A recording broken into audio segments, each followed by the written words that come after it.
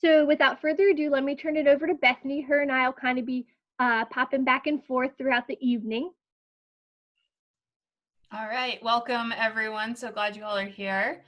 Tonight we have 5 Kentuckians who are going to tell their story on how they are experiencing climate change and how they're planning for an unpredictable future. Our panelists will be sharing personal stories and research on how climate change has and will impact Kentucky agriculture. Our chat tonight is designed to be a chat. We're just gonna converse about things that connect us together as Kentuckians. And really focusing on how that deepens our relationships with our food and farming system. This space is dedicated to the questions and the curious in the group. So we hope that you're all here in the spirit of conversation and also in the spirit of listening. We hope that you feel comfortable to step up and share your personal thoughts and feelings, and to be open to listen to other people's personal thoughts and feelings as well. Kelsey, who's on here during the chat box, and also helping amplify questions. But with so many people and with technology, we want to make sure that you have a variety of ways to express yourself in your conversation. So you can first maybe type things in the chat, and Kelsey will try to shout those out, and we'll go forward from there. So welcome, and I'm going to turn it back over to Jann. So really quickly, I just want to a bit about Community Farm Alliance, and also CFA for short, and the work that they do. So CFA works simultaneously to support both small farmers in Kentucky and also consumers. I say they, but I am a member and a board member. We focus on farm policy and also food access programming. So this takes place in a variety of ways. I'm going to throw a link to the website in the chat box, and you'll be able to explore all the programs going on.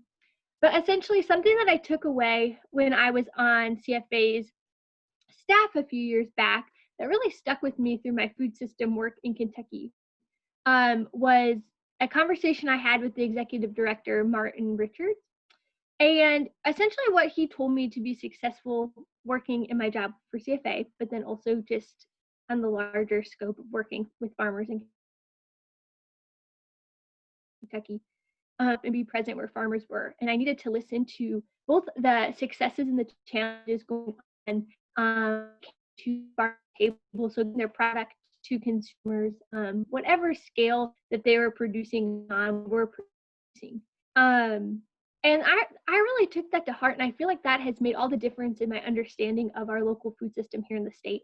And I really appreciate that, and I continue to learn from the staff members with CFA and also the board members, and then just the members who choose to be a part of CFA and the work that they do. So if you're interested in being a member, put a link down in the chat box for you to explore that option as well. I encourage you, if this is something that's kind of, the food system in general is a big part of your life, which it is for all of us, whether we're conscious or not, because we're consumers. But I encourage you to explore being a member and joining us at our annual meeting. So let me go ahead and turn that back over to Bethany. All right. So tonight we are here to talk about climate change and how it is impacting Kentucky. We're not here to debate the science because climate change is happening here. And so we're bringing that to the spirit of our panel and our discussion tonight. So in that note, just to kind of kick us off so we're all on the same page, when one of our panelists just like to give a short definition of climate change, and then we'll turn it over to Jann, and she'll introduce our panel, and we'll get going. Thank you. I'll take a stab at that, Stu Foster. And climate change, certainly a term that we hear a whole lot, and we hear it from many different people and perspectives. So it's understandable if we're not quite sure what it is. I would define it, first of all, recognizing that our climate is highly variable, certainly here in Kentucky, from year to year, season to season.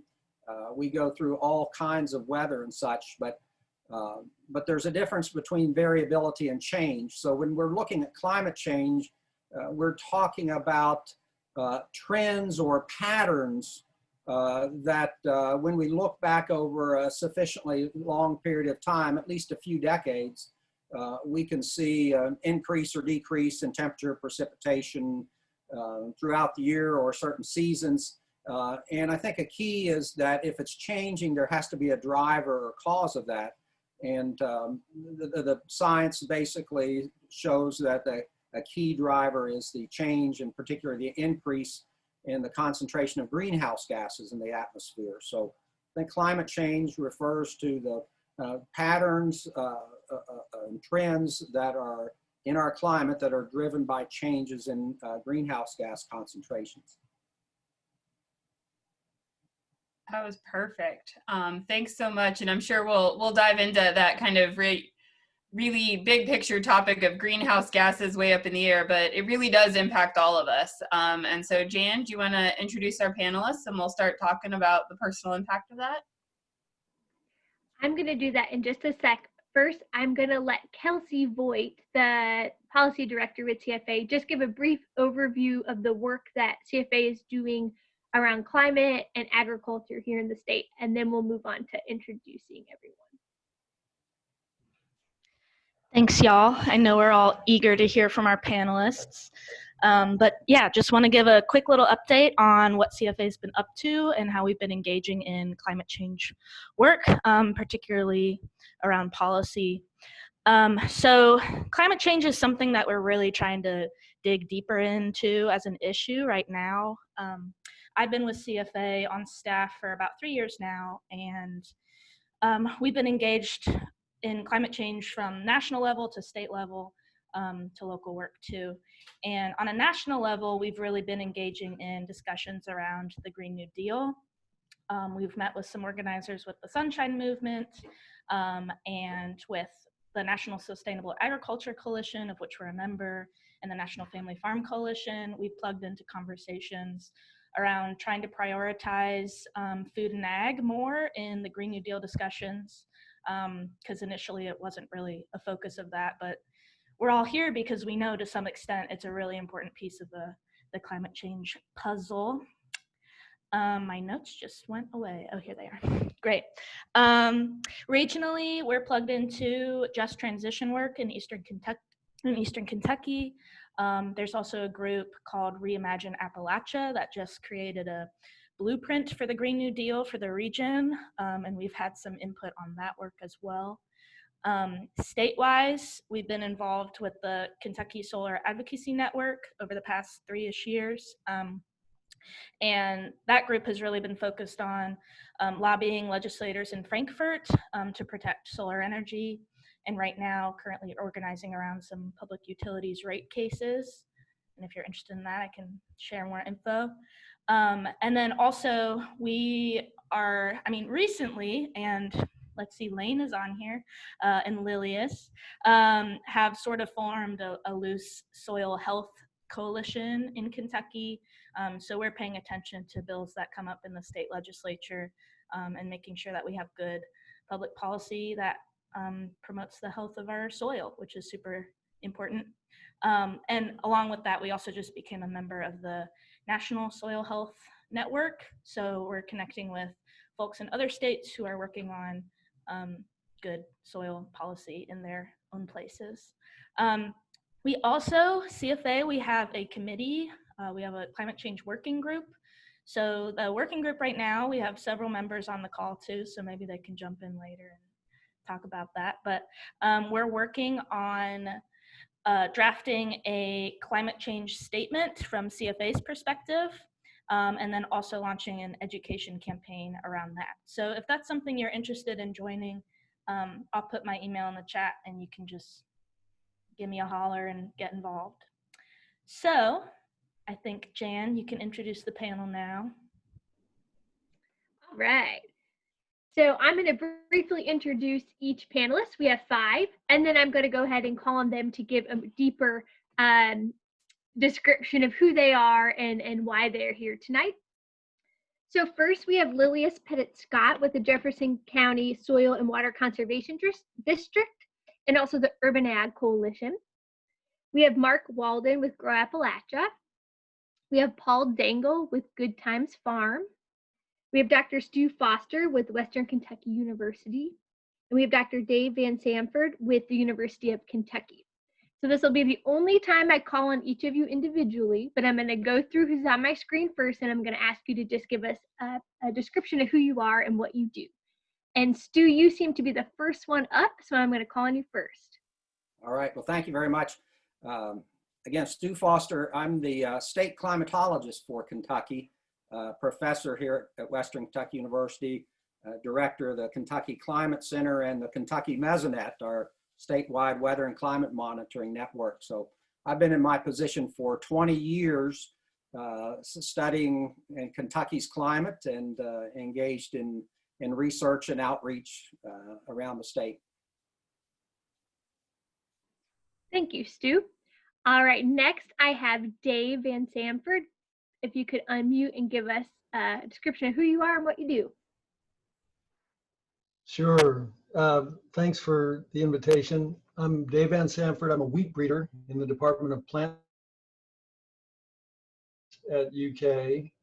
And I became interested in climate change a number of years ago when some of the Kentucky small grain growers expressed their concern about it and what we might want to, how we might want to position ourselves and what we might be able to do. And so I've been doing some studies from the perspective of breeding for climate resilience.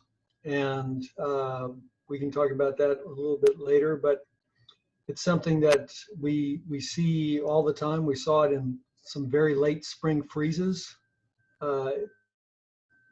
We had a killing freeze in Lexington and over much of the state that really damaged the wheat crop. So I think this is something that's, I'm glad you guys are doing this and look forward to the conversation. Thank you.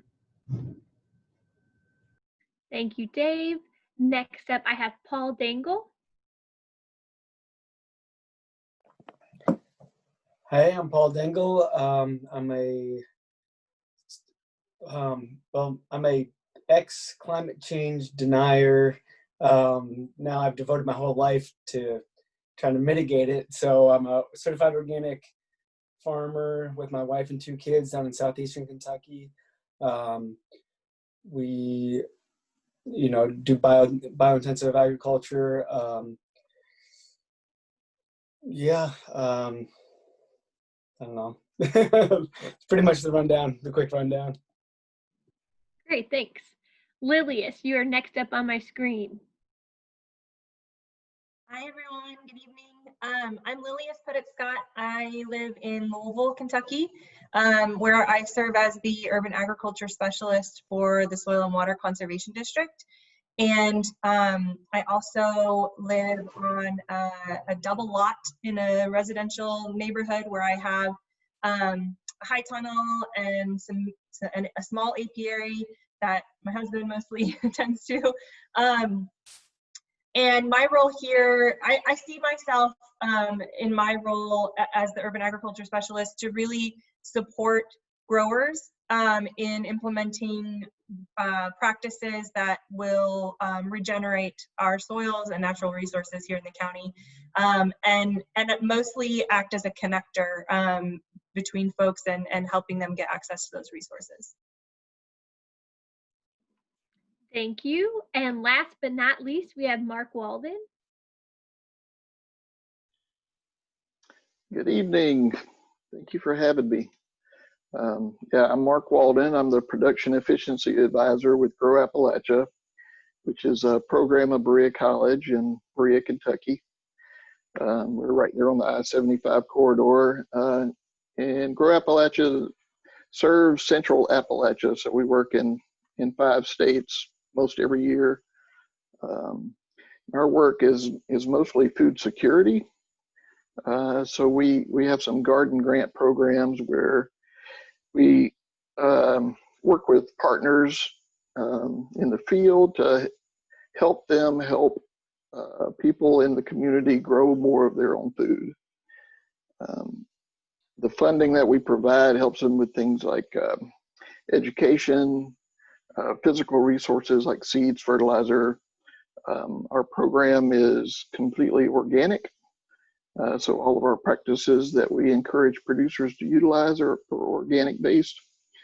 To date, that program has served roughly 6,000 families, and they've grown around 4.5 million pounds of organic produce that probably wouldn't be available in their local grocery store.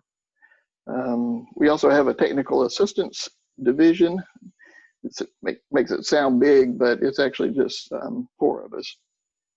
And we go out and do some on-farm support work, and so we help farmers develop production plans and whole farm planning. And then we have a social enterprise group that sells production supplies. So they do high tunnels and irrigation supplies.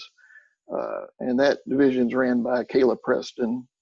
And I think her new favorite item is the modular movable high tunnel, which is a little mini mobile high tunnel that I think is going to be a unique fit for producers in Kentucky.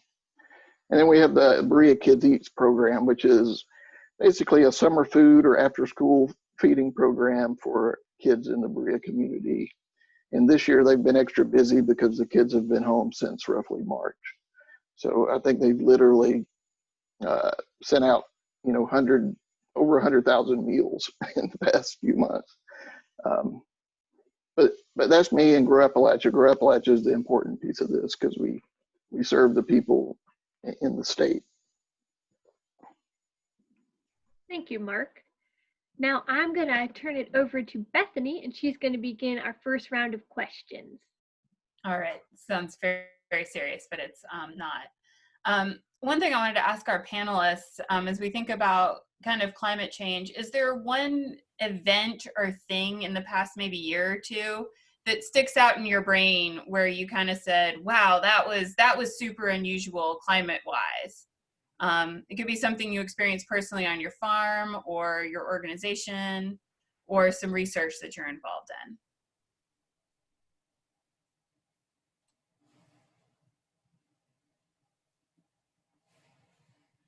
I'll just say 2 years ago, I noticed that in Louisville, the 90-degree days started May 1st, which has kind of continued in that pattern where we're seeing 90-degree days pretty regularly at an earlier time. And for some reason, 2 years ago, I seared that in my memory as May 1st, we had 90 degrees and it lasted, through September.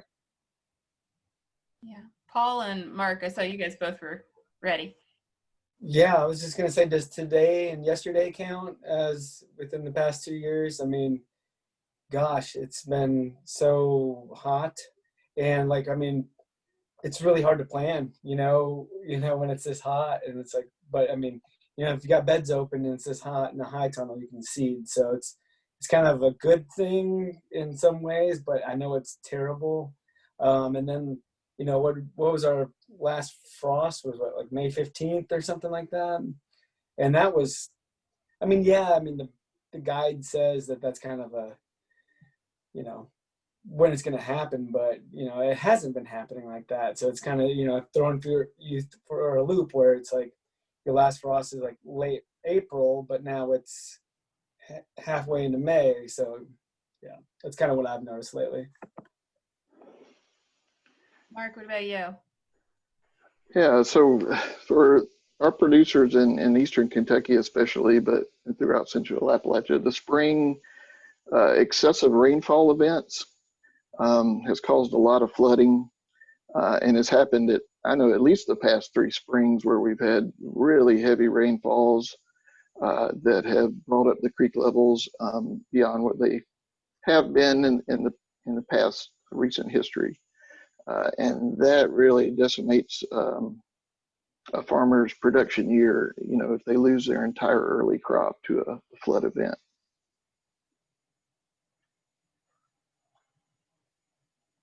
Yeah, I'll kind of follow up on that point. And again, kind of when I think about climate, it's not so much one event or two, because our climate's so variable that you need to look at the occurrence of things over a little bit longer period of time, which some of the other panelists are alluding to there in their memory. But the thing that really stands out to me and some of the work I've done here is the increase in precipitation. And it's most pronounced in the spring, but it's not limited to spring. So just as an example, people will recall the flash drought of last fall, when we had virtually no rain at all the entire month of September. But statewide, we've been above average precipitation for 13 consecutive months now after that event. Every single month, if you think of flipping a coin as to whether you're going to be above or below, heads or tails, we've flipped 13 straight heads. So we're certainly in a wet period.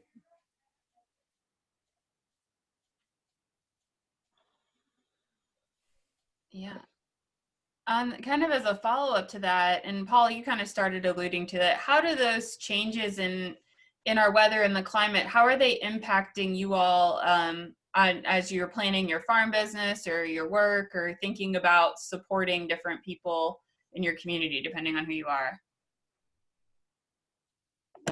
Well, as for our farm, we closed on a new farm, 40 acres, on January 17th, and I was trying to look at my phone to see, when I took the picture of the flood, to see that 30 of those 40 acres was underwater.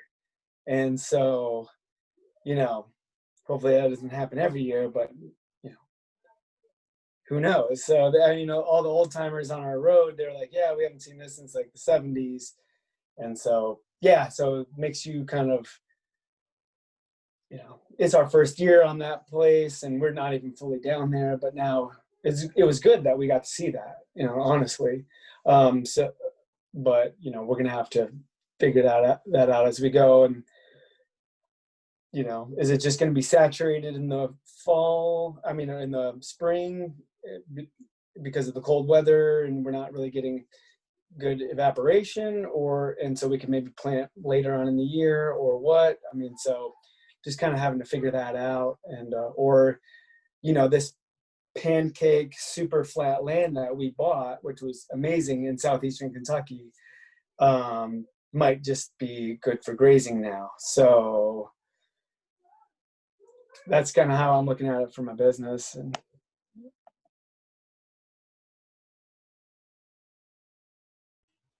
yeah. Mark, Lilias, what are you guys experiencing as you're working in support with folks? Well, I was gonna bring up something that just popped into my head as Paul was talking. That when, like, Bethany and I teach a class here in Louisville, and a lot of what we teach it's a class that goes throughout the whole season, and it's catered, it's directed towards folks who are growing on a very small scale. And we have a lot of conversations in the beginning of the class about getting your garden started earlier and thinking about growing in the cooler springtime. And I feel like when we discuss like information that's been recommended by the University of Kentucky or other organizations that are putting out information on averages and when you can plant and what time of the year, there are a lot of anecdotal stories that we hear from growers who are saying that's not working, or this unexpected thing has happened. And so, granted, yes, we're talking about averages and recommendations, and we always have to adjust to that. But it feels like more and more we're having to really to figure out as we go along, like what we can actually do in these early in the early spring, and if the recommendations that we have been giving or the trends that we've been used to are still going to work in terms of when you can plant and what you can plant.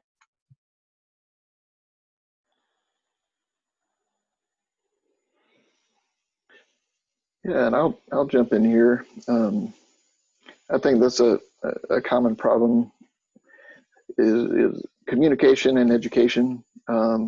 with the inconsistencies that we're seeing. As a program, the way we're impacted by the climate change events is generally around either a delay in programming or a delay in getting things in the field, or a reduction in harvest numbers, which is one of our metrics that we measure success of the program by. That stuff's secondary to the actual people, but it is how it affects our organization and how we report to our funders and how we justify the work we do. But the real challenge is keeping people motivated. You know, when we have these events in the spring, you know, most of our producers, if they're on flat land, like Paul alluded to, it's probably near a creek. There's a good chance. And so there's likely a flood event at some point in their future. You know, you might think, well, just move to a different spot where it doesn't flood. But unfortunately, in the region we work in, that's not always an option. So trying to encourage people to think about their mental health. You know, if you lose a crop, it can be really tough on you because you've lost either, you know, food that's going in your kitchen, that's feeding your family, or it's a loss of income for the family. So encouraging people to, you know, to keep getting back out there and planning, but preparing for the unknowns. That's hard to do, but we just make sure that we bring it up in our education sessions or networking sessions, in that, you know, there may be a flood event, and what are you going to do then? There may be a drought. What will you do then? Does it make sense for you to have beds that are raised up a little bit so that if you have a light flood event where you're not submerging plants or harvestable fruit? And so it's kind of a preparation thing, you know, preparing for the unknown. And sometimes we're successful and sometimes we're not, but just keep encouraging people to get back out there and keep planting food.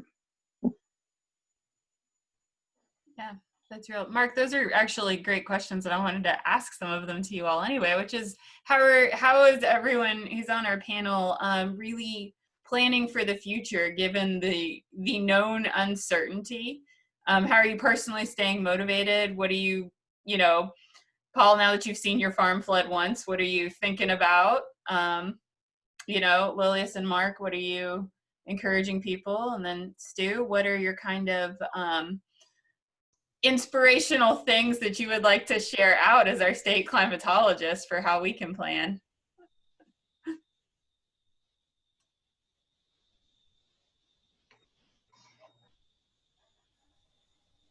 So who did you want to go first? It was a big question, so I feel like maybe it's kind of if everyone wants to stew on it for a minute and think about, you know, how are you planning your work, you know, based on the known uncertainties? How are you staying motivated? And even what research is happening, Dr. Sanford, on that front? Right. So one thing that Stu alluded to, the September 19 hot, dry period. And then that was followed by a period of rain, which is fairly unusual in October. That's when we tend to plant wheat. The thing that everybody tends to do, growers tend to do, is they know they're not supposed to plant before about the 15th of October, but they get antsy. And so usually around the 3rd of October, they're starting to plant wheat. And then you set yourself up for a spring freeze event. So what we're doing in our project, and we're encouraging growers to do, is to consider planting later. To some extent, you're rolling the dice because November might be a wet month, but this November, it's been beautiful so far. So there have been a lot of days when you could plant. So we're just trying to acknowledge the fact that the window is shifting, and what used to be early is not necessarily early anymore. One of the things that the Conservation District is doing in Jefferson County is a little bit different from our other counties, is that we support an urban high tunnel initiative. And that work, I see tools like high tunnels becoming very useful in adapting to our changing climate. When we talk about these really wet springs that are occurring, or this unpredictable precipitation, the high tunnels are going to really help to so growers can get into the ground. It might be, you know, raining outside, but you've got a different environment underneath that tunnel. So we're trying to support growers in our county to get access to those tunnels. And we do it through the EQIP program as a partner with NRCS, and they can be more expensive when they're smaller tunnels because they don't get as much of a cost share through the EQIP program. So we actually added additional cost share on top of that to help folks build those tunnels in our community. And that work is addressing not just the changing climate, but it's also addressing some food insecurity for folks that rely on their gardens to feed their families and to feed themselves, so that they can adapt to this changing climate and be able to continue to grow and not lose that resource. I think from a climate perspective, in terms of looking at patterns that we see and also thinking about what the model projections are going forward, what the expectations are, some of the points that were just made, I think, are important. That again, we have a tremendous variability in terms of our climate, even as we identify, you know, these patterns where we're seeing increasing precipitation and wetter springs and so forth. It doesn't mean they're all that way. So going back to what Dave was talking about in terms of the fall precipitation, you know, we typically think of our falls as the dry season, and in some cases we get into September, October, and it's dry as a bone across the state. But we also, if we go back over the last 20 years, see several years where it's been very wet, and we've seen again an increase in average precipitation in the fall also. It's just the spring's more pronounced. When you look at that aspect, and then the occurrence of freezes and frosts, late or early, whenever they might come, there are some reasons to think that in a changing climate, while the average temperatures may be getting warmer, and they are, that the kind of ups and downs, the roller coaster aspect of our climate may be intensifying. And we've already heard some comments about that here this evening, about how, you know, how hot it's been the last few days until maybe today or so. In some cases, some places breaking record high temperatures. So the ability of people to deal with the uncertainty and try to minimize their vulnerability to the uncertain extremes of in terms of very wet or dry conditions, or early or late frosts and freezes and that sort of thing. And I don't know exactly how you do that. That's not my area, but that's certainly a challenge, I think.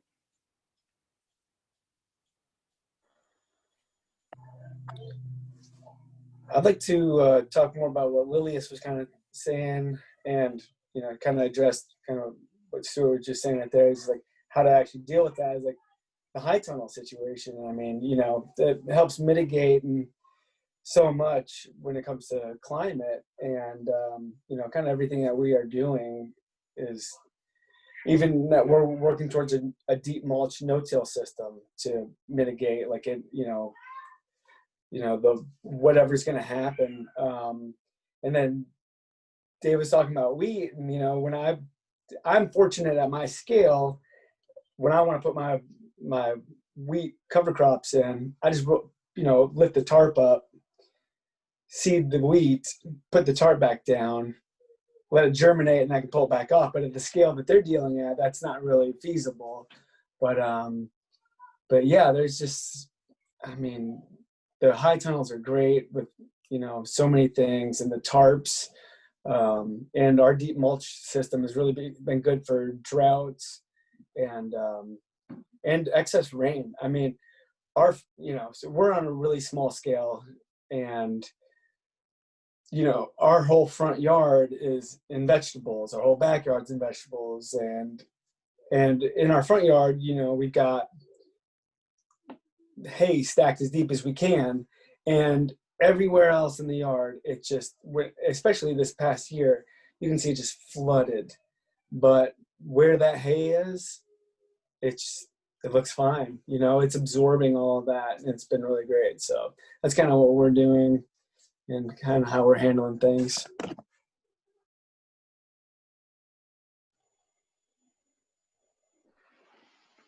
I guess I'll step in here to wrap up this one. Like Paul, generally I'm working with smaller scale producers. The high tunnels have been a wonderful program that NRCS has been delivering for, I don't know, goodness, probably maybe 12 years or so in Kentucky.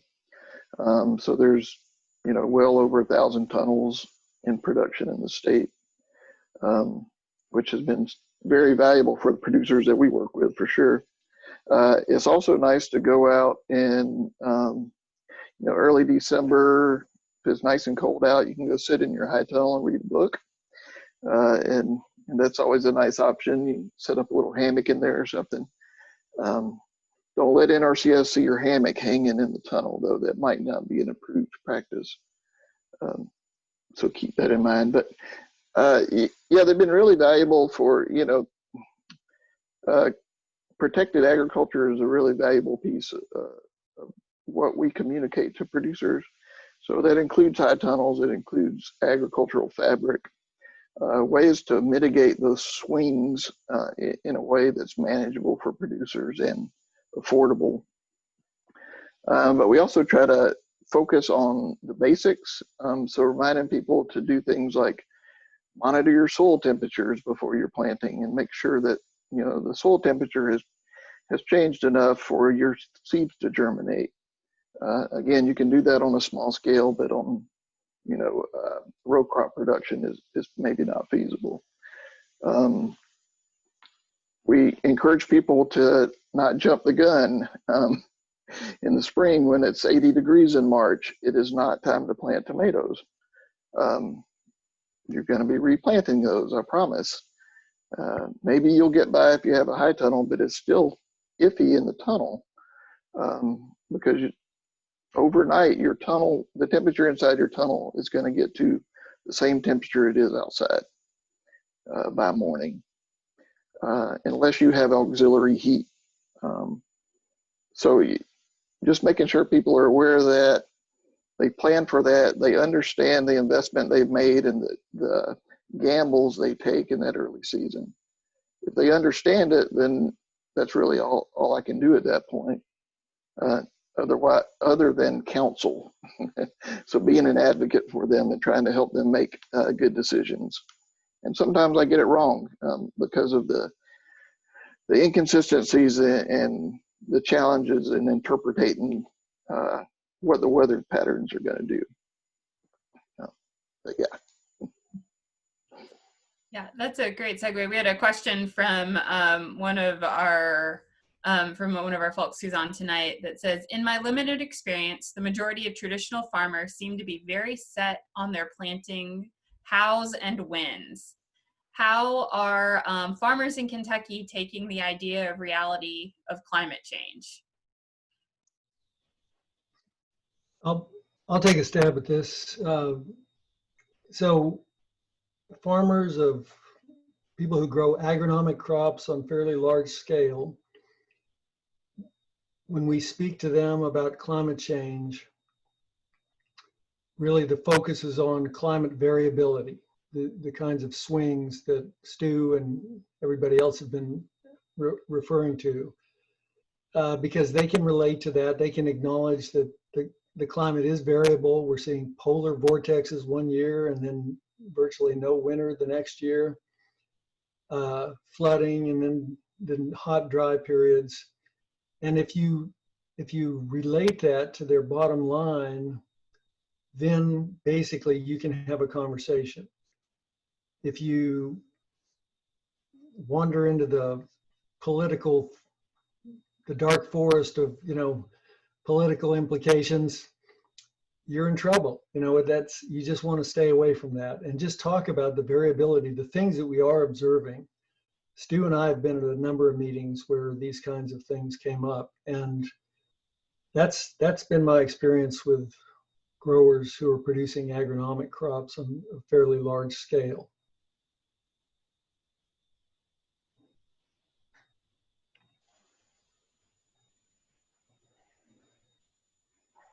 For the producers we work with, I guess the more traditional producers, they really just want to know what's going to work for them.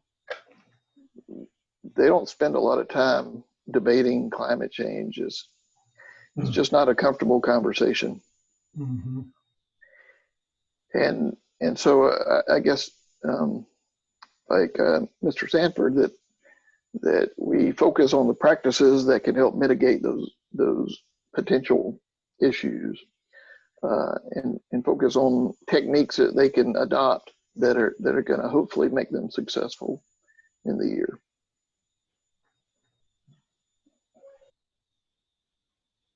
Paul, this might be a good time to ask this question for you, specifically from the chat from earlier.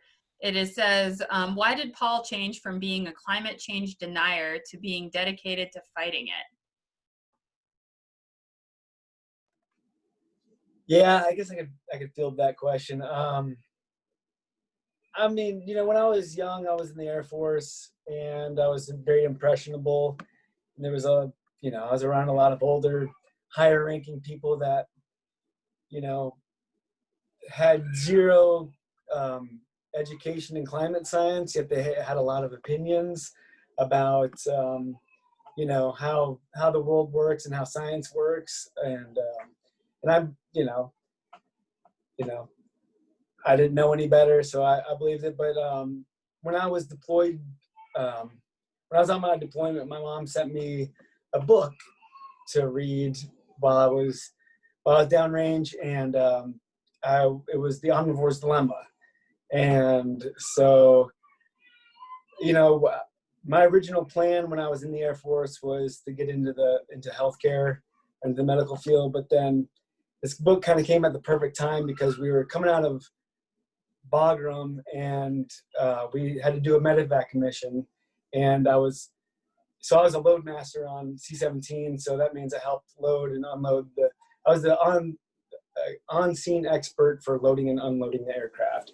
And so this crew of people got hit by an IED, and we had to get them out of there. And I was carrying the litter, and I was like terrified. I was like, oh my God, I'm going to drop this guy. I'm going to drop this guy. It's like, oh my God, I can't go into healthcare now. And so, because I was just mortified the whole time that something bad was going to happen. And then I read this book, and it, details how, the food system in the United States and all these different things. And it hit on so many of my different values and all these things. And yeah, it was great. And it kind of changed my life. And so I grew up on a Angus farm, an amateur Angus farm, but I hated farming. But then, after this book, it kind of changed my whole mindset on a lot of things. So yeah, that's how I got from A to B.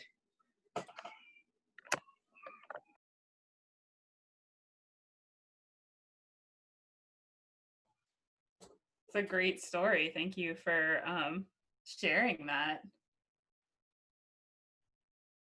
So that kind of leads us into kind of our next set of questions, and one of which, Paul, you kind of answered for you, but for other people, why should farmers care about climate change or be involved in, right, Paul, as you said, actively fighting it at this point?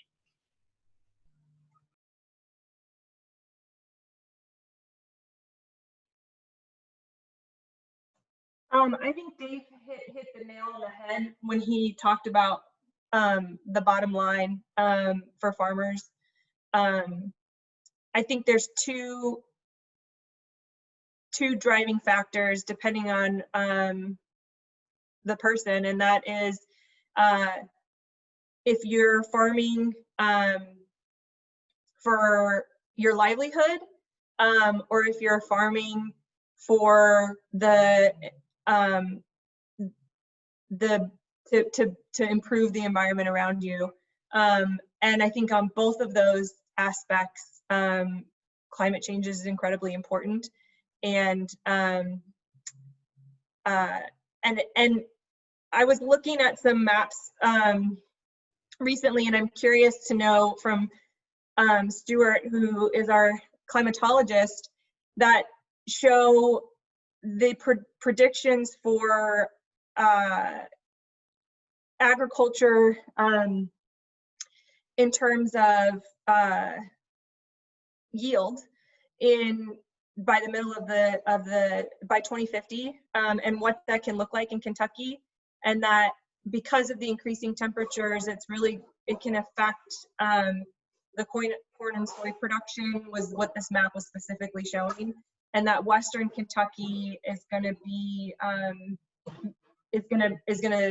be challenged by yield in terms of the increasing temperatures, and just thinking about how as the climate's changing, as farmers, folks are going to have to be so flexible and be implementing systems and infrastructure, and that's going to lead to costs and things like that. So just really thinking about your livelihood, I think, is a really important consideration.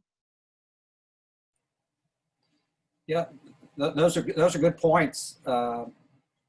And yeah, in terms of yields going forward, there are projections that yields for corn, that's what I noticed or read about most probably, but projections that they were expected to decline going forward, even though we're getting more rain and so forth. But having said that, related to the high temperatures and such, but again, agriculture is not my area, so I'll defer to other people. But I do have an appreciation a little bit, especially after the 2012 drought and heat wave, that sometimes it's not so much what the temperature got up to, what the temperature was, but when it happened in terms of the development of the crops, whether it's corn or something else. So that's a really tricky one. So again, it goes back to that variability. Even with a changing climate from year to year, you can't predict that there's going to be a heat wave this year versus the next year, and if there is, you can't predict exactly when it's going to happen, and whether it's at the right or wrong time depends on, as somebody mentioned before, when you decided to plant your crops too.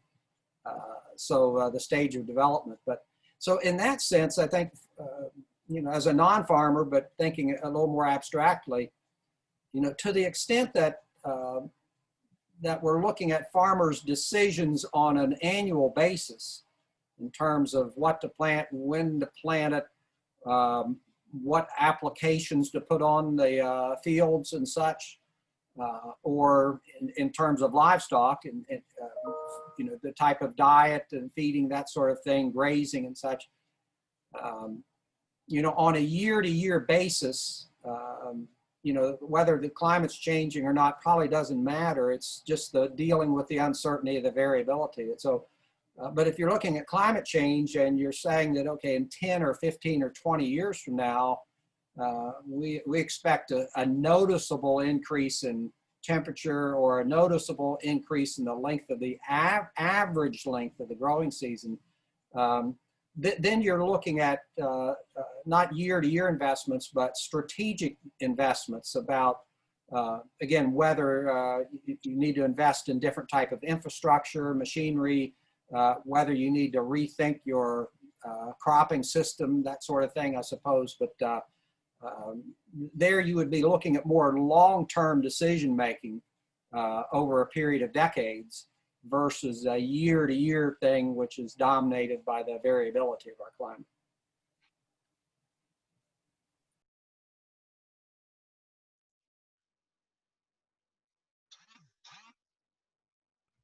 So as a farmer or an activist, like what can you do, right? what are you personally doing to think about both that variability, but not just like for your farm, but maybe thinking maybe it is just for your farm and that's your piece of trying to combat variability and climate change, but maybe you're thinking more community, local, or state. What do you all think we can do?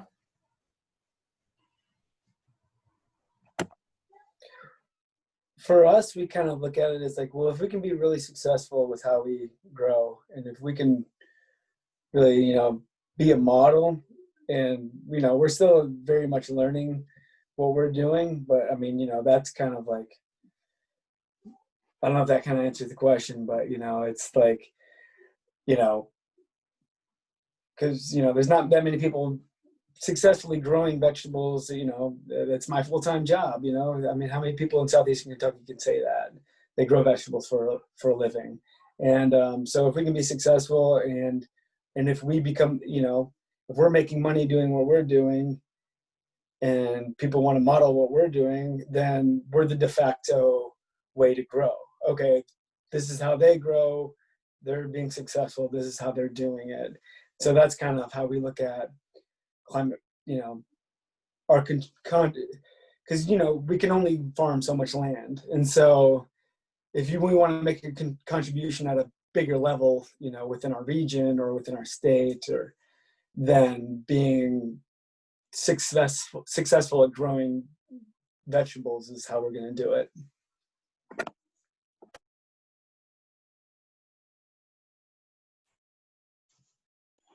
The more I learn about climate change and how and just the issues that folks are dealing with, the more I encourage folks to look to the soil.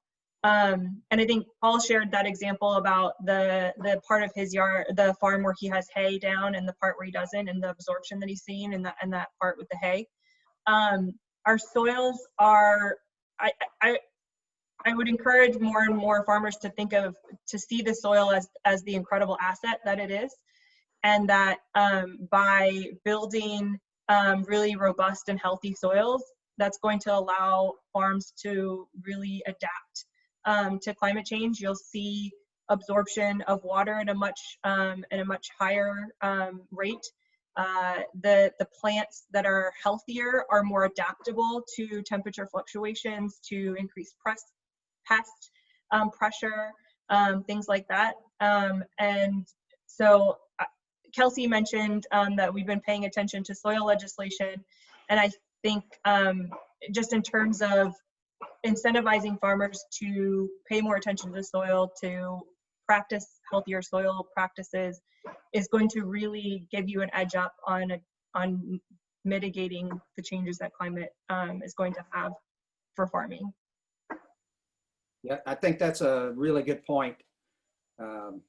Water, you can arguably, water is our most valuable resource, most important resource in terms of what it means for life and agriculture. And again, our precipitation's been increasing. Kentucky averages, somewhere between the low 40s to the low 50s or mid 50s in terms of inches of precipitation a year, depending on where you are. But again, as we saw last year, it's not guaranteed. So we can also go through periods of drought. And if we get too much rain, we have runoff, flash flooding, and erosion issues and such that can develop. So the ability to better manage our water resource, and that again comes a lot to soil health and management, probably is a really important thing. I know the Kentucky Farm Bureau's Water Management Working Group has made that an important priority, and not just because of the importance of water for agriculture, both the quantity and quality of water, but also the recognition that a lot of agriculture is connected to municipal water supplies and such. So you're also talking about the relationship between the agricultural sector and the broader community.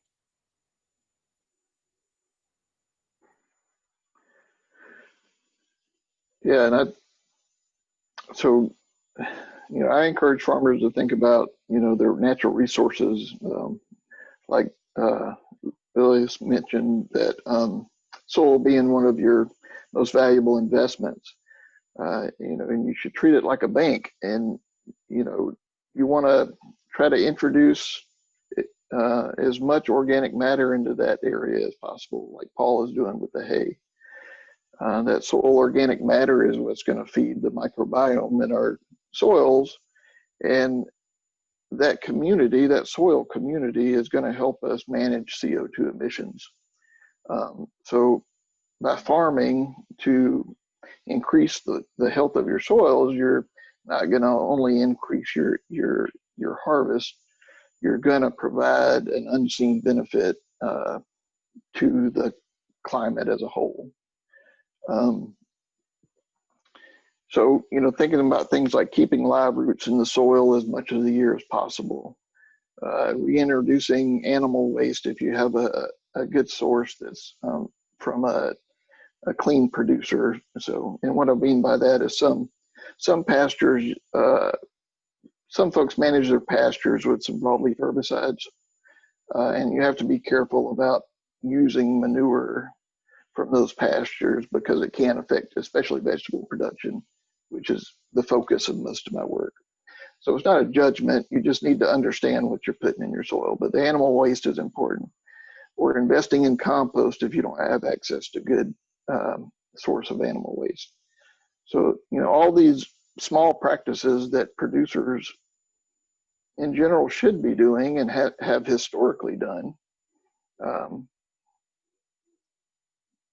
is providing help not only to their soil, but their community and their bottom line ultimately.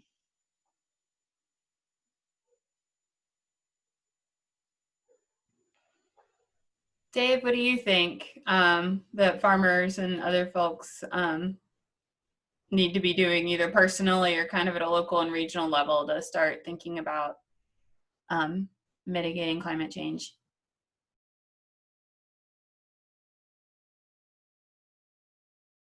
Well, I think you're still muted, if you don't mind to hit that. Apologies.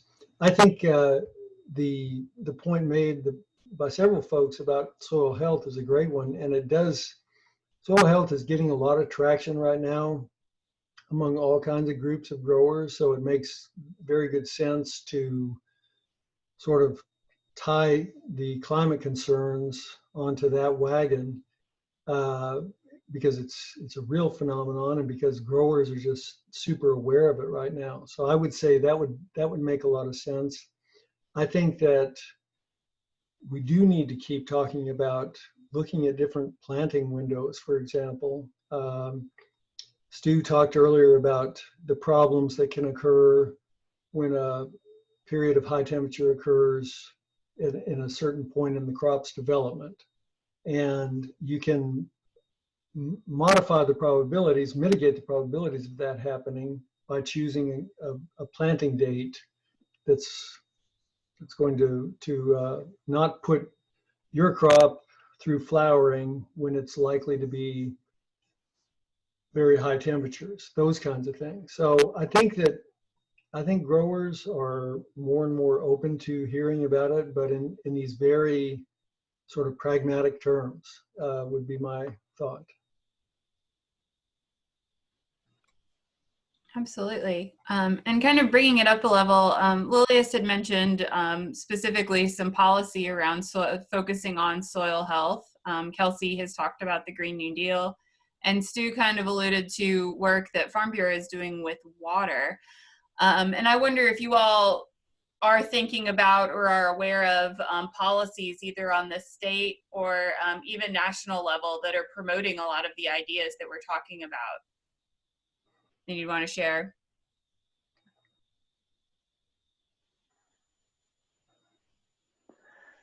I'll just share that I work with NRCS on a regular basis. They are constantly, updating their science and their practice recommendations.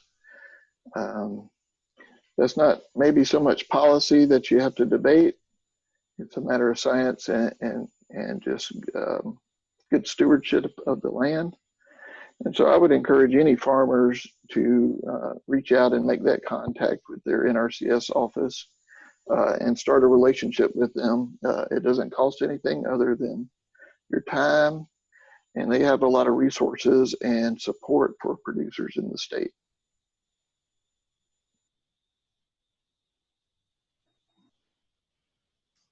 Just to loop back to the soil health legislation. So there is a bill that was introduced last year that didn't move to a vote, and then was reintroduced this year for this legislation, or this legislative year. And it's a bill that, in the way it's drafted now, would support soil health practices and work to incentivize them across the state. And I would just say, and I'm gonna just call out Kelsey, and I'm not sure if this is possible, but I'll correct me if I'm wrong.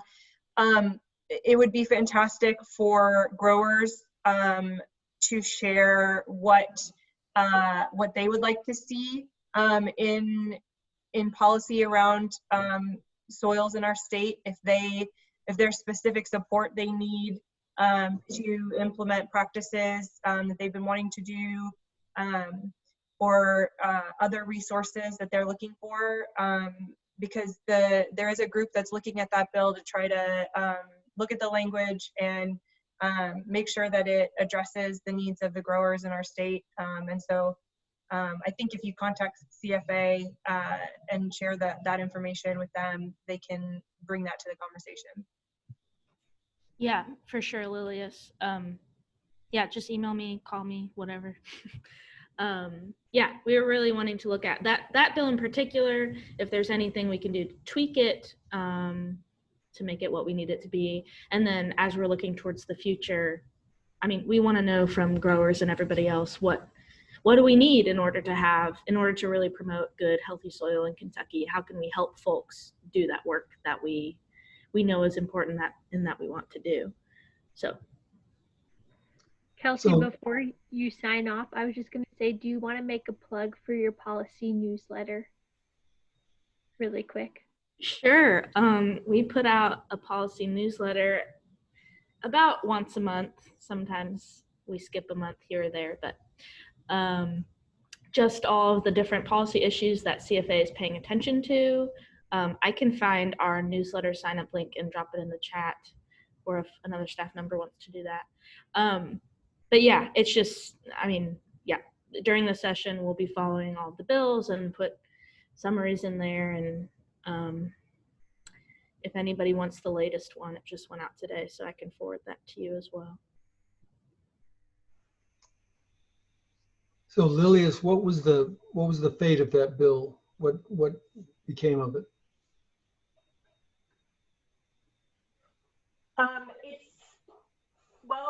It's been introduced for this upcoming session, but I believe the representative that introduced it actually did not get reelected. So I think it needs to have another sponsor reintroduce that bill in order for it to be considered for this session. It was pre-filed by Joe Gravis, and Joe Gravis did not get reelected. So we're presently looking for another sponsor while we work on fixing language in the bill. What's the perspective of the Kentucky Department of Ag on the bill? Do you have any sense of that? No. As a matter of fact, that's part of what we're trying to do, is get feedback on it. Sometimes it's good to file a bill in advance as a way to kick off the dialogue. Sure. Thanks.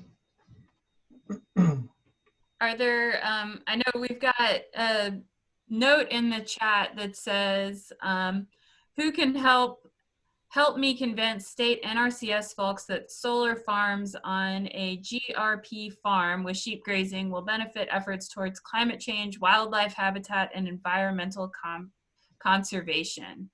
That's a lot of things going on there, which are all really important. Does anyone want to tackle maybe even a piece of that, as whether that's the solar or pasture grazing or wildlife habitat? whether that's something you're personally doing or are thinking about as like a state policy initiative? This is kind of dealing with the solar thing, but like this is, I had this harebrained idea when I was driving around with City Finisette from the Kentucky Horticulture Council last summer, and at some point marijuana is going to become legal in Kentucky. 5 more states just passed legislation, so eventually it's going to happen. And a lot of marijuana is grown indoors, and especially in Kentucky, I mean, if you grow it outdoors, you're going to affect a lot of hemp farmers. And so, but they have a lot of ecological impact in that whole deal. Plus, it's going to be a lot of money that's going to be coming into the state.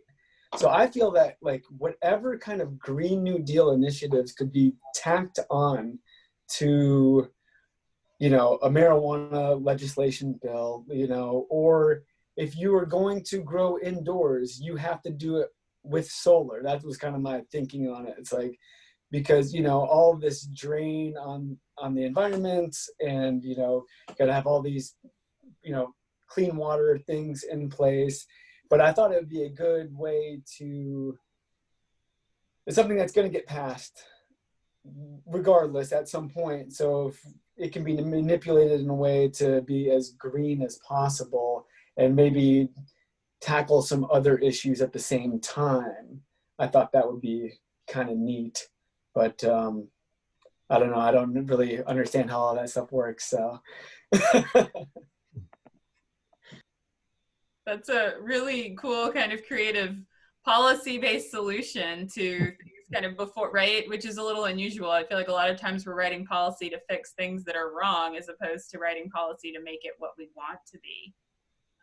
That's pretty cool. Does anyone else have other dreams even for policy to make things the way you want them to see the world, for the world to be? Lane sounds like they're working hard already on some things with soil health. Does anyone else want to share something?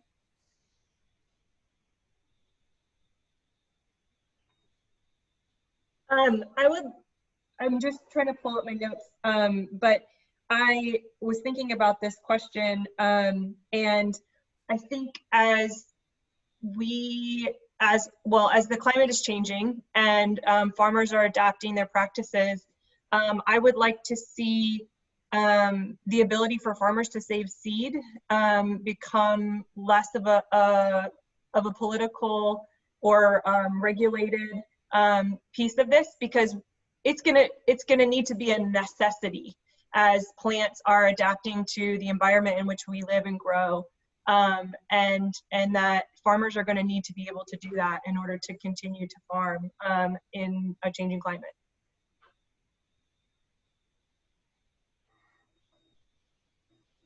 So what crops are you thinking of specifically, Lilias?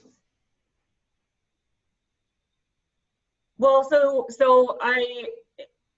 I'm familiar with the challenges of saving corn seed that has a patent on it or something that is regulated in industry in that way.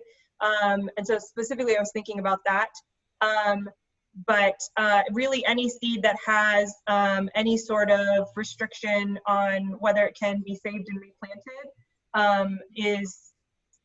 I think falls into that. Right.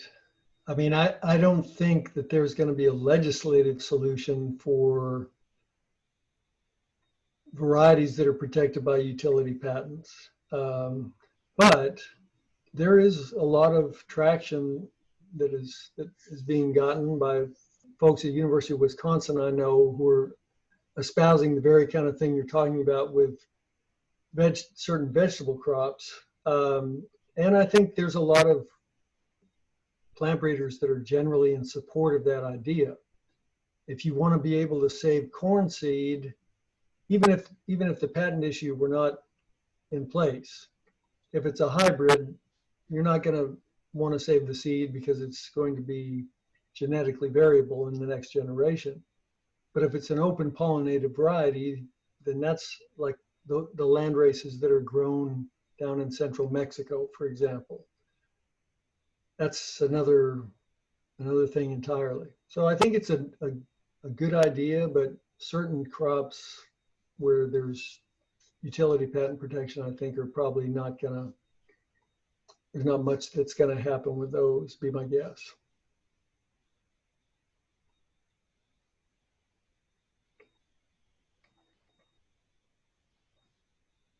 This might be kind of a follow-up to that. Someone just asked, as an eater, why should I care about climate change in my food, right? Whether that's the ability to save seed or if I can only grow certain plants using solar. Why should I care?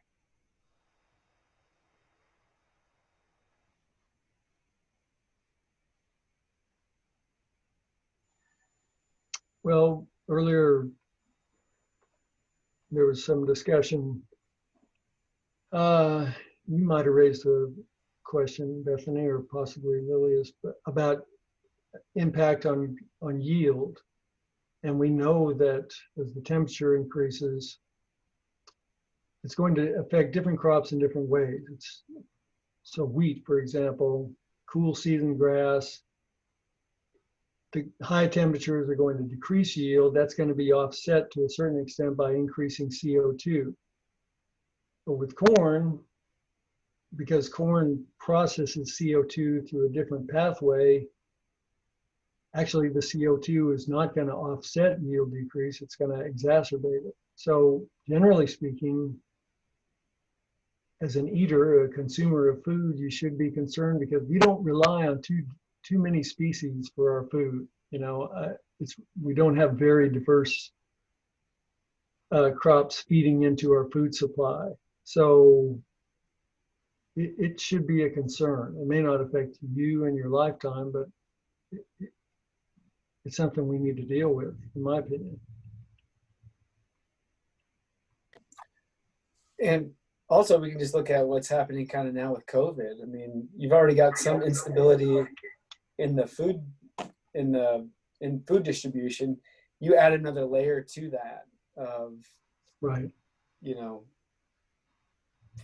something, crop failure of something somewhere else in the world, and now you can't get a certain herb, or you can't get all these different things, that, really makes that lasagna pop, or, so, it's just, and as things go on, if, you've got climate change, pandemic, and then what if there's something else, like political instability, then boom, you got all these things tacked onto each other.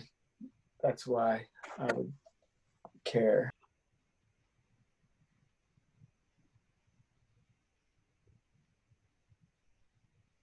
Absolutely. We just had one person kind of in the chat. So going on to the why you care and kind of this following this pattern of, the dreams of policy for the future and being able to access a wider variety of crops. This person has a dream that the ability of small farmers to sell into state institutional markets may give farmers the margins they need to be able to adapt to climate change challenges.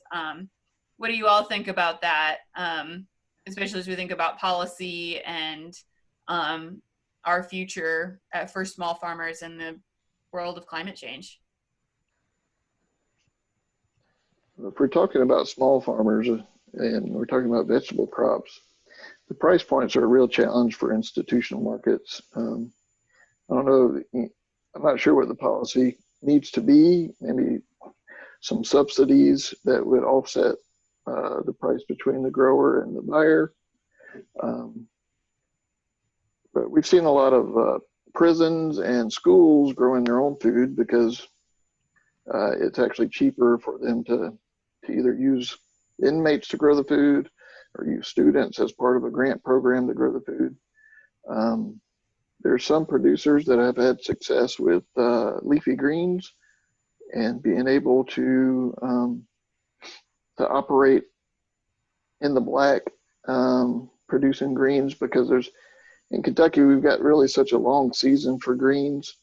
I think it would be a good option for institutional buyers and for the producers as well. We tend to focus on the summer bumper crops a lot, tomatoes and corn and beans. But I think the profit margins are in the greens, especially when you get into protected agriculture and you're producing close to 12 months a year here in Kentucky. Paul, do you have a feeling for what that would look like in your high tunnel production system? Well, I mean, yeah, I'm always up for another market, another option to sell to. But yeah, I mean, we kind of struggle with meeting our demand as it is. We sell down into Knoxville, and we can pretty much sell everything that we take. And but yeah, I mean, I think it'd be great for I don't know. Yeah, it's like how does that really look as a thing? Where you take greens. I mean, I think greens are a great idea of something that would be stable like that. Also makes me think about like something that we didn't mention, the shade cloth is as a climate change mitigation technique. That's something that we've got to put on our tomato tunnels, from here on out. But yeah, I don't really know. I think that's a good idea, greens as something that you can be consistent with. But yeah, I don't know.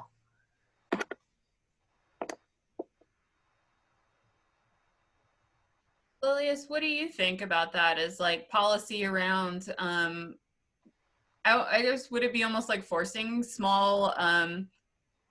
institutional buyers to buy from more small farms? I know I'm asking this because I know you've done some research on it in the past. If you want to decline, that's okay. Oh, no, that's fine. So I'm trying to think through the policy implication there. And one of the things that came to my mind was the Food Safety Modernization Act. And obviously it's removing barriers that small producers have to getting their product into the market, right? So when we have policies like FSMA that will that are challenging for small farmers to meet the requirements for, that if meeting those requirements are going to impact their bottom line and stop them from being able to producing, then obviously that policy needs to be addressed. And the other piece, I think we saw this with COVID as a perfect example, is with how meat sales are regulated from small farms. So if we have farmers in the state that aren't able to get their product to a USDA inspected processing facility, but could get it to their local butcher, then can we adjust our policy to allow for that farmer to be able to sell that product more than just off their farm, which would allow them to get into more markets and be able to increase their margin and their sales, when things like processing facilities have one of the highest rates of COVID in the industry for their workers. And so, we all saw those processing facilities shutting down and getting backed up. And so that's another place where policy could come into play in terms of helping out the small farmer be able to get into those other markets.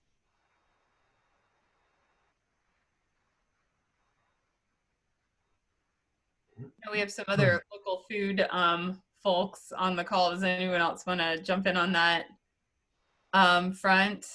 I know there's some other states, right, especially Lily, speaking to your meat processing comment, that passed emergency legislation allowing farms to sell home slaughtered animals. This was, I believe, in Montana and a couple other states out west. So that's kind of one, like, it was an emergency policy decision to kind of address that specifically. It's kind of an interesting thing that's happened. But what about the other folks who are here who are thinking about food sales and regional food sources from a policy standpoint? I could jump in and talk about state institutional purchasing a little bit. Just to say that the way things are set up right now, priority is because these are state institutions, their purchasing has to follow like the lowest possible price point in order to be accountable for spending public funds. But we could rearrange that and reframe that conversation to say that it is a responsible use of public funds to be investing in our local economies by directing the power of institutional purchasing to also be creating economic development for our local farms. So there's a little bit of a reframing that needs to happen there to say that yes, we can be financially fiscally responsible to taxpayers by doubling up the impact of purchasing, that it also is an economic development driver. Lori, what you just shared reminds me of Kentucky's farm to school bidding process. But Tina Garland, so some of you on this call, this might be not news to you, but something that maybe the state could follow that farm to school here has done is they have this specification sheet, and I don't want to say it's a workaround, but it kind of is, how they lay out all the specifications, and if they're more specific, sometimes the local food wins out over the like commodities that come from large distributors. And Tina Garland, who's the state director of Farm to School, has really been working with food service directors to train them of how to fill out that specification sheet so that the farmer wins the bid. And sometimes it doesn't necessarily mean that they have to take a price cut. So maybe it's something that could be worked in if state institutions besides schools that aren't doing this. Maybe it could be an example to them of how they could maybe model their purchasing. But I just would like to applaud Kentucky's Farm to School program because they work hard to try to make that possible. So I don't know. It is something I was thinking of when you were sharing.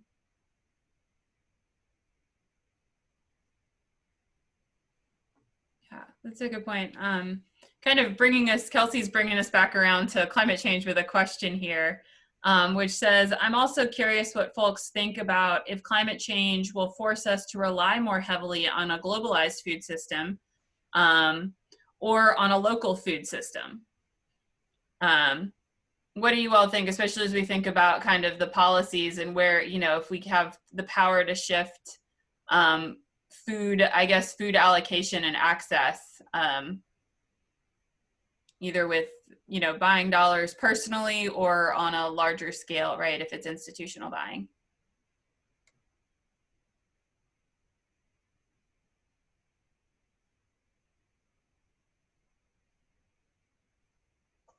I think this is a really interesting question. And I'm sitting here kind of thinking through it in my mind. And one of the things that I think about is if we think where a lot of our food comes from currently, California produces, more food that we consume than any other state in the country. And it's going to be more and more challenging for California to produce that food in the future with climate change. And I think Kentucky has an incredible opportunity to increase our production statewide. And so I think it's an opportunity for Kentucky to create a more local food system because food's going to get more expensive if we continue to source it when the area in which it can be produced gets smaller and smaller and things that have to be adjusted.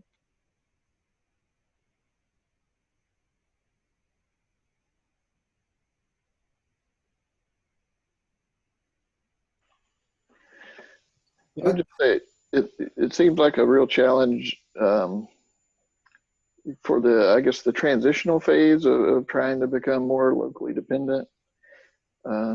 we have a significant population that is not focused on local food. And so they're happy with the global market and the availability of choice, to go in the grocery store and buy things that are out of season. And so it just seems to me like,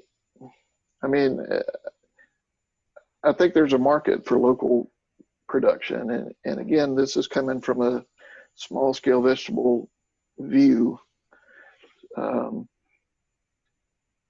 But I don't, for us to be able to change the mindset, the majority of people is going to take a lot of education and cooperation and and finding a way to transition from the more global food system into the localized. And I certainly don't have an answer for that. Maybe I'm just creating more problems here. But I think that communication piece with the larger population is going to be really critical if we ever want to try to revert back to a more localized food system.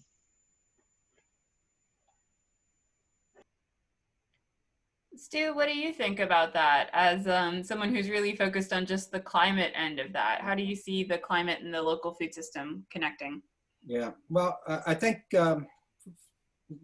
for Kentucky and the climate change perspective, the thing that we have in our favor is that we're a water-rich state. And again, we have droughts, and some years are very dry, and some years we have excessive precipitation and flooding issues. But all in all, we're in a good position because of our abundant precipitation. So that should make us a little bit less vulnerable if we manage our water resource well. It should make us a little less vulnerable to some of the extremes of climate that are likely to increase as climate changes. So that's a positive thing. And by implication, in mentioning California and other parts of the US where they may not be as resilient and be more vulnerable to extreme swings in terms of precipitation and climate. So that seemingly would position us well, and you don't wish a catastrophic outcome on anyone due to weather and climate in any given year. But on the one hand, if the risk of that is increasing, then if we can become more locally dependent, that's a good thing. But on the other hand, if you're looking at a global food production system, the notion that it is by definition spread out over large areas, the likelihood of a mass failure of crop may be a little bit less, or a little bit, protected. But again, I think for us, in terms of what we can do, it comes back to managing our water resource as well as we can, and part of that is soil health.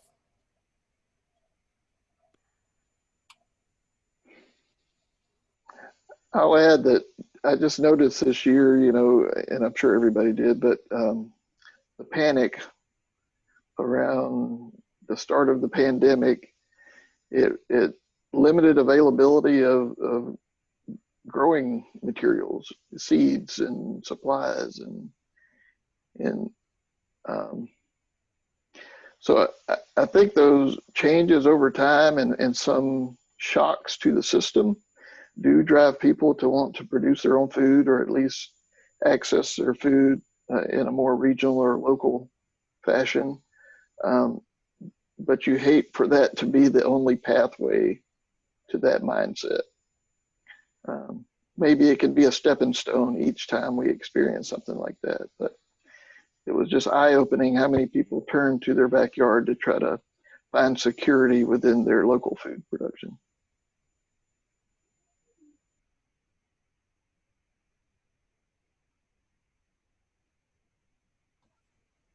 Yeah, that's a really great point. As we're thinking about all of that, right, the other intersection with climate change and growing food is access to food and also access to places to grow food, the resources, whether that's the right seed or land. So how do you all feel like access for people, especially as we start to think about marginalized communities that are probably the most strongly impacted by climate, by any kind of crisis, whether that's a health-related crisis or an economic crisis or a weather-related crisis? Where do you all see that intersection happening, or have you experienced it?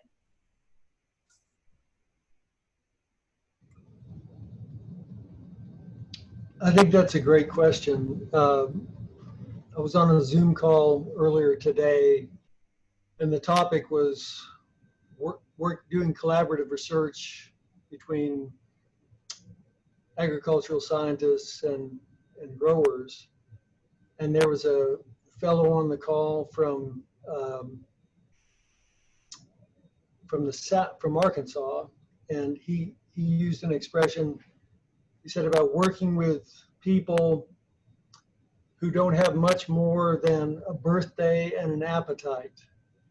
And I think that we have done like a really poor job of developing the infrastructure and the mindset to work with those marginalized communities. And you're absolutely right that they're always the hardest hit, whatever the nature of the crisis, right?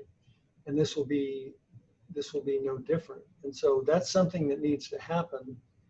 There was an article in the journal Nature 6 weeks or 2 months ago that basically said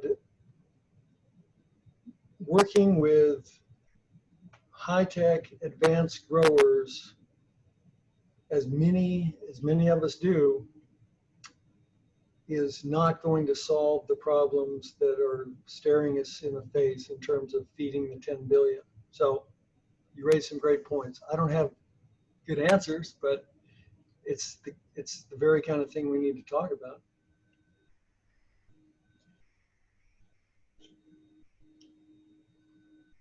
Are folks seeing things in their communities or have great ideas that they want to project out into the world?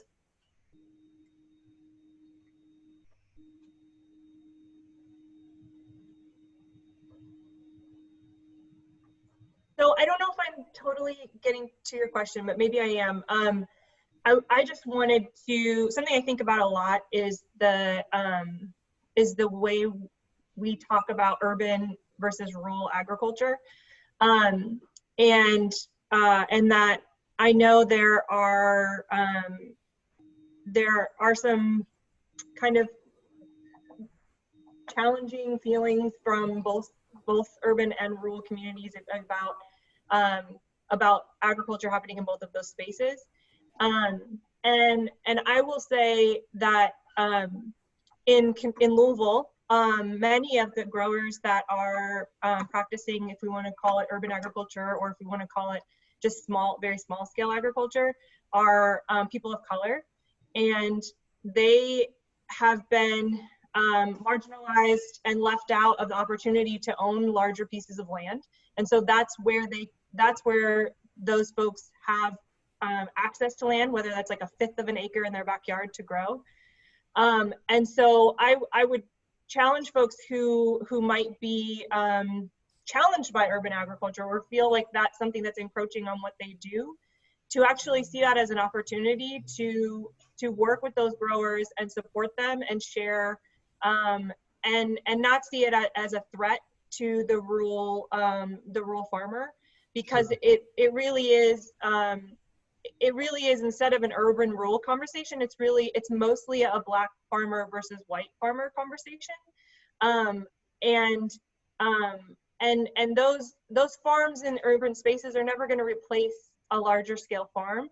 And what they're really doing is reconnecting people who live within the city to agriculture and to their rural farmers. And so I would love to just see that relationship be strengthened and for those bridges to be built, because I think both the urban farmer and the rural farmer have a lot to learn from each other.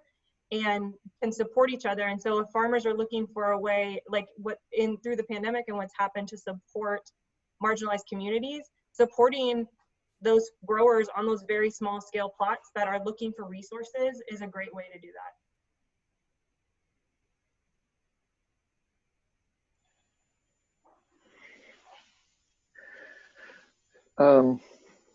And I'll share this, we're predominantly rural serving organization. We have done some work in Louisville and a little bit in Lexington. But I think a challenge for our organization and others is you tend to focus on what you know and who you know, for that matter. The areas that you've been operating in and you've been comfortable in. So for us, we have to be, I'm talking about my organization. We have to be very intentional about reaching out to partners that are embedded in the marginalized communities, that know folks and are trusted, because even in the communities we work in Central Appalachia, it's critical that we have a partner that's embedded there, because you never want to be the outside person that is coming to tell you what you're doing wrong, and that's not the goal of the discussion. It's you don't want to be overbearing in your recommendations or insensitive to what may be cultural in a particular group. So for us, we're striving to be very intentional about who we partner with, so that we can support a diverse group of individuals. But if we're not intentional about that and reaching out to folks, we won't be there. We won't be able to serve those folks because we'll stay in our comfort zone, and that, I don't think that benefits our communities as a whole.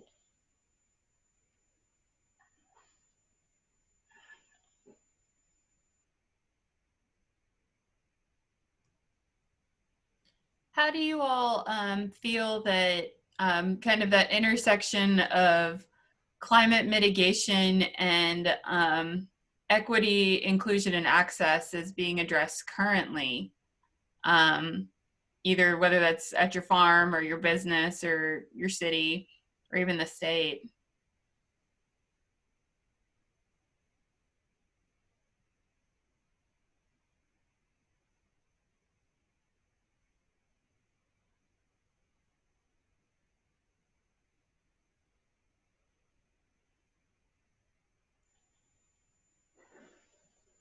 I'll just say, and I don't mean to sound negative, but I've heard a lot of noise, but I haven't seen a lot of action yet. And I think I'm accountable for that as well.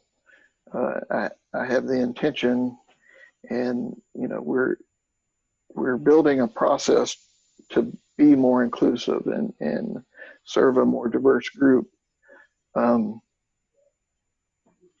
So I think for us, it goes back to intention. It's easy to be, and I feel like I'm doing it tonight, talking a lot. It's easy to be the person that talks about things a lot, but it's got to be followed with action. And I haven't seen a lot of it. I'm just to be honest. Yeah, I think that's an important observation and thing too. Sometimes, right, knowing where the gaps are and where the holes are is an important part of, being a part of the solution. So noticing that things aren't happening or a piece is missing is also really important. I think that kind of speaks to a lot of what folks have said about how, whether you're focusing on your specific farm or your city, or you're looking at, the state weather patterns, or regional large scale farmers, right? We're all kind of working on some piece of it, but there's still some pieces of the puzzle that are missing. So I want to kind of ask everyone to think really big for a minute and think about, in your perfect world, what's that big piece of the puzzle that you want to work on as it relates to climate change, and kind of making making the future that you want for yourself and for the state of Kentucky at the very least.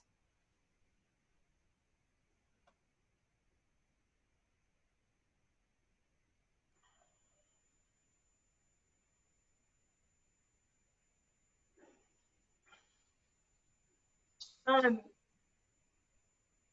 would say more of these conversations and bringing climate change into more workshops and training that focus on agriculture. It would be fantastic to see, you know, institutions like the University of Kentucky, our ag universities, and our ag industry groups providing information on how farmers can adapt to climate change and what to be thinking about. So it's something that I'm struggling with and want to do better in terms of just the work that I do here in Louisville on and bringing the discussion of climate change into more conversations, because the more we talk about it, the more we can understand it, and the more it can become normalized as something that is inevitable, and that we need to adjust to.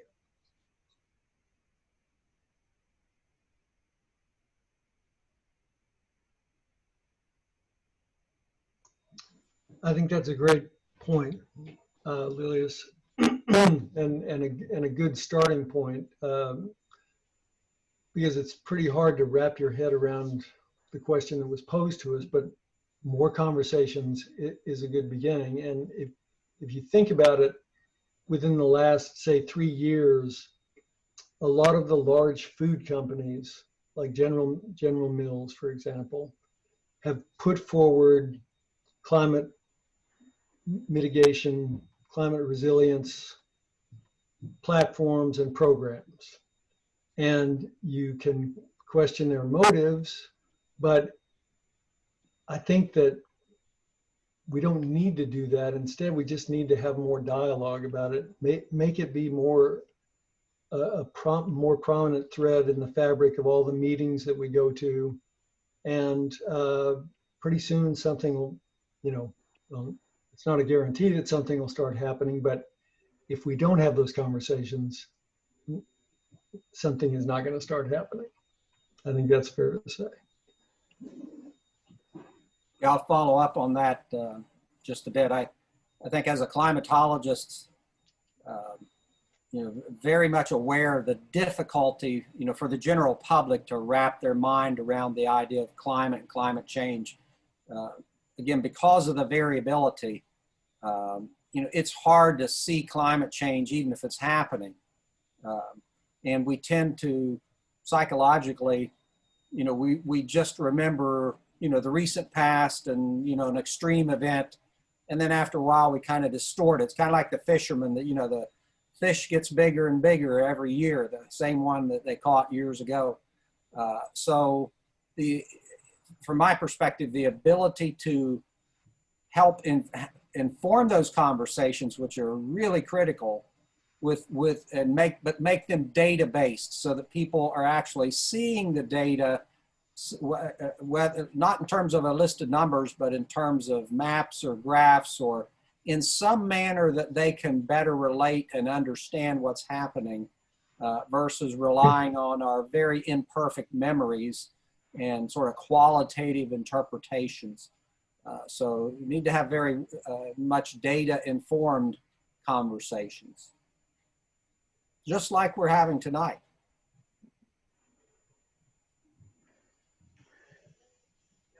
Yeah, Stuart, I like how you pointed out that it's important that the information is digestible by a large audience. You know, it's important to present the story at a level that we can all connect with. And so that's what I see the opportunity for. And having these events, you know, it encourages me that there are people out there doing the work. You know, I say I hear a lot of noise, but I don't see a lot of action. And I think part of that is that we don't always get to hear the story of the activities that are going on. You know, we all do the work kind of undercover, and it's not always obvious to everybody that there's good work being done. So telling the story, I think, is critical in a way that, like Stuart said, provides the data, but also connects communities and educates people in what the potential outcomes can be. I think if there's one area that I would focus on, and it's because of the area that I'm comfortable in, it would be focusing on soil health practices and educating people on the value of soil health, not only for your pocket, but for your community as a whole.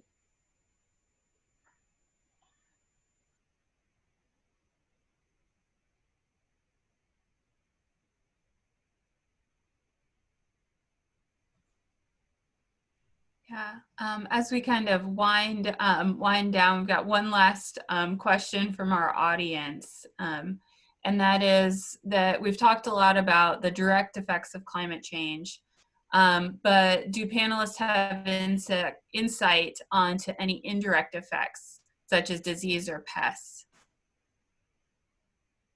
And that could even be like a personal, if you have a personal story, or if you're doing research or kind of bigger picture things too.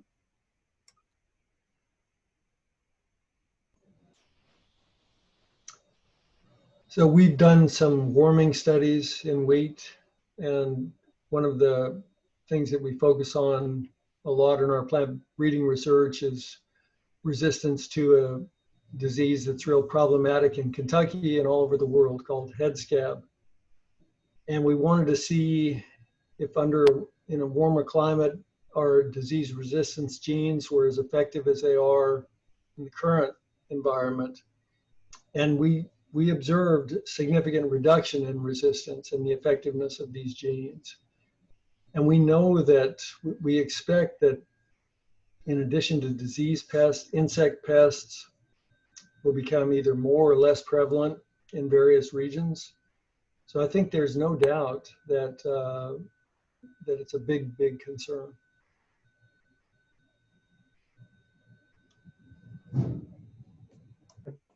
I think I picked up one of those new ticks on me yesterday. So one of those Asian ones. So that's of concern. But other disease type things is like, you know, just physiological stuff like, yeah, stink bugs. Yeah. And, but like physiological stuff like flower abortion on tomatoes, you know, it gets so hot that like, what do you do when, you know, when your tomatoes just abort all the flowers and there goes your crop in a month or so. So, yeah.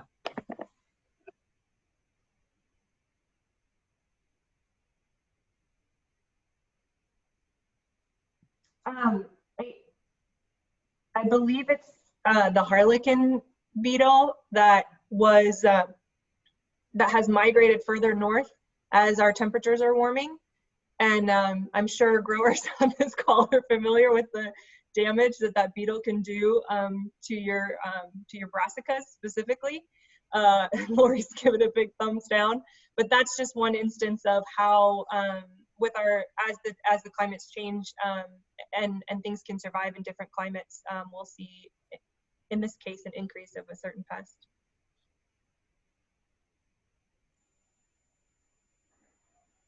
Insect netting. Statewide investment in insect netting. Yes, another tool that we've been discussing a lot about how to farm with pests.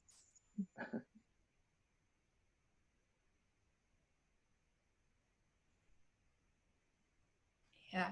Well, thanks, you all. Kind of before we, Jan's going to close us out here in a minute, but does anyone from our panel kind of want to share any last thoughts or things that have come to your mind, either about your personal experience or a message for why why you're doing what you're doing around climate change and agriculture that you want to share out. I just want to say thank you to CFA and to the panelists for making this conversation, you know, really engaging, and I've learned so much myself. And also just, I came into this tonight being a little bit nervous about participating in a conversation about climate change and where it might go. And I think we've all, I think we've had a really good conversation tonight. So I just want to say thank you.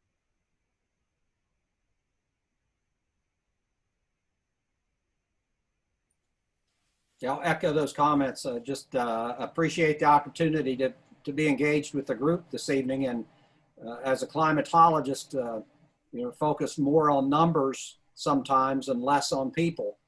So the opportunity to be a participant and to hear what's on people's minds, the issues they're thinking about and dealing with is very helpful for me. Yeah, I really appreciate being involved. Great energy in this group. Good stuff. Thanks very much.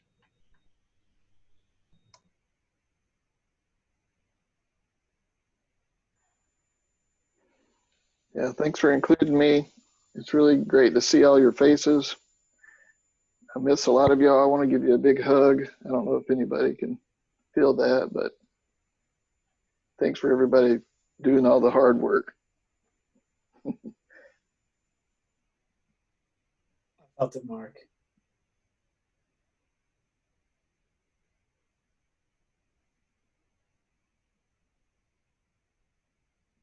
All right. I am going to close this out, but I want to let Nick have about a minute to fill everybody in on the Kentucky Policy Network that is very relevant to this group. And if you want to get plugged deeper into climate change work, I think you might be interested. Jann, you sound like Darth Vader. If I shut my video off, can you hear me? No, that does not help.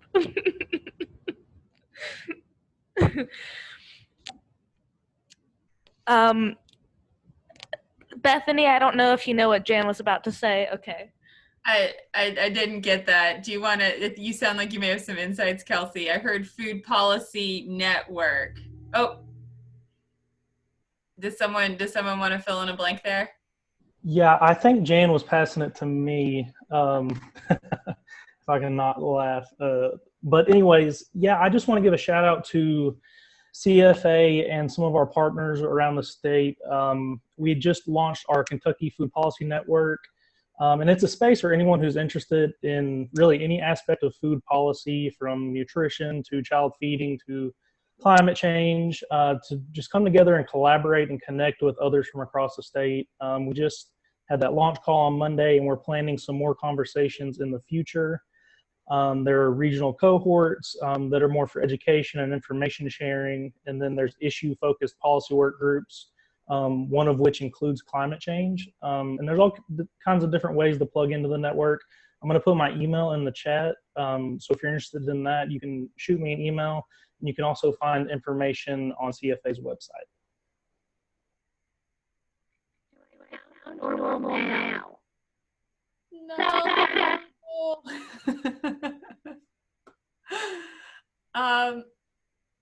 So as we kind of wrap up, we've had a great conversation tonight. Thank you all so much for being so engaged in conversation and on the chat.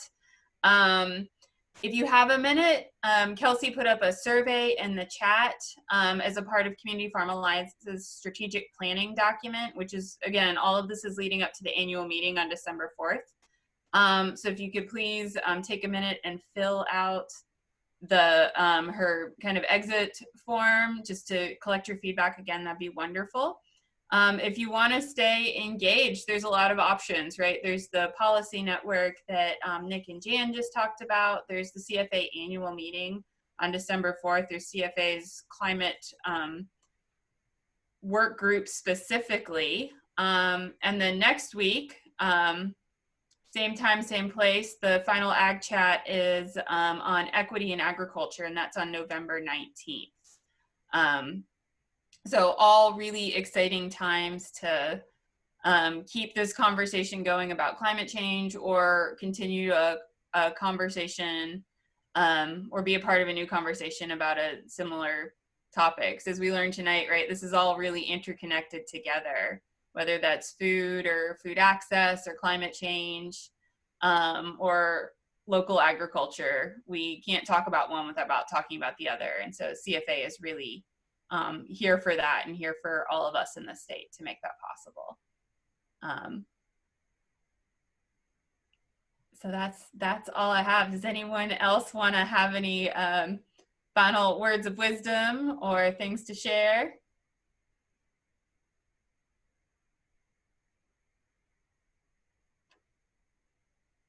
Great. Thank you all so much. Good job.